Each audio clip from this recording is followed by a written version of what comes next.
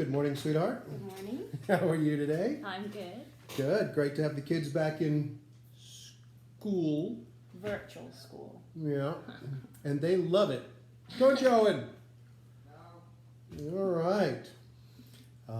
Good to have you back with us for our brief Bible study. We began yesterday the book of 1 John, and we will continue today in 1 John chapter 1, verses 3 and 4. Dear, would you like to read verse 3?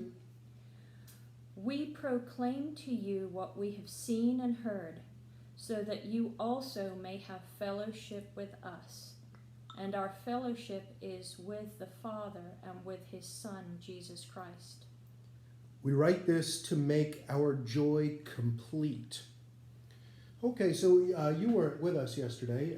Owen and I did the beginning of 1 John, and said the Apostle John is quite aged now, and he is probably writing from the city of Ephesus, major city in the ancient world, and writing a general letter. You see that there's no introduction as to who's writing it or even to whom he's writing it. He just kind of gets going with it, and it's a little abrupt that way. But now we see, so that's our context. Yeah. Is John late in life, trying to get a lot of information out. Right. And he writes this letter. And okay, so if that's our context thus far, what do you? And we said yesterday. Sorry, dear, this will be my last interruption. We said that John, he begins the first two verses just assuring us that he is an eyewitness to Christ, Right. the living Word, and that we can believe him. We can believe what John's testimony because he was there. He saw it. He heard it.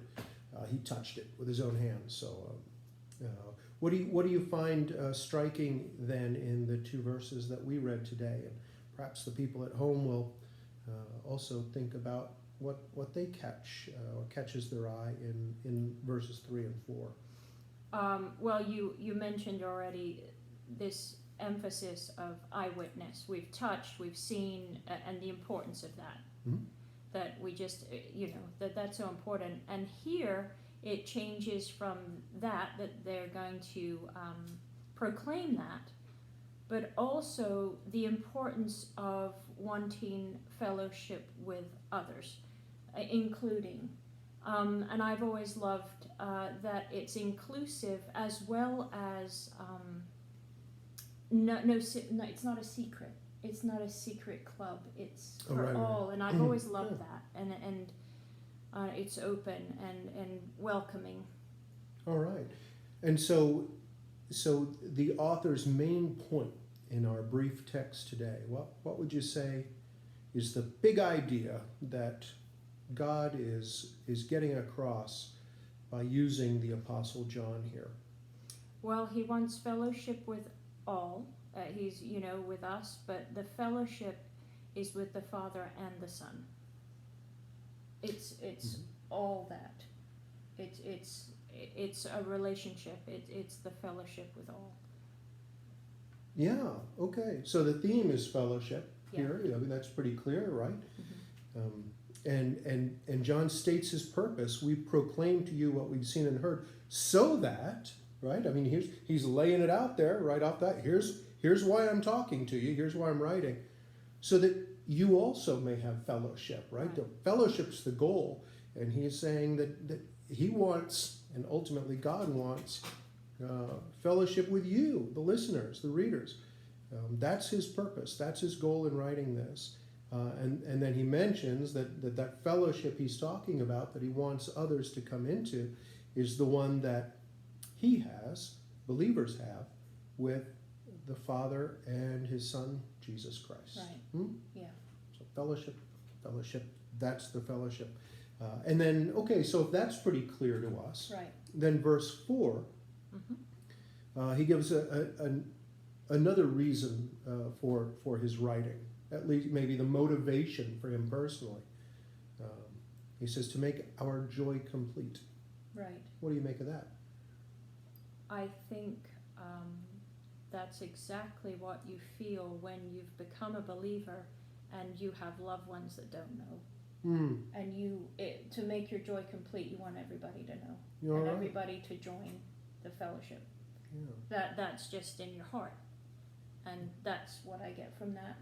But from my personal experience. So this is one of those things that if you have it for yourself, that's great, but it's Yes. not great enough. You want to share it. It's one of those things that you're enjoying it, but it's not quite fully enjoyed unless you're sharing it with others. Is that what you're saying? That everybody has the opportunity for salvation. Yes. Yeah. And okay. Yeah, because once you know the prize, the preciousness of it all, you want everybody to know that. Exactly. Yeah. And share it. All right. Yeah. So then, how do we apply that to our lives today? Well, the importance of sharing the truth. Mm-hmm. Yeah. Because it brings others into the fellowship that we have as God's children with Him. Right.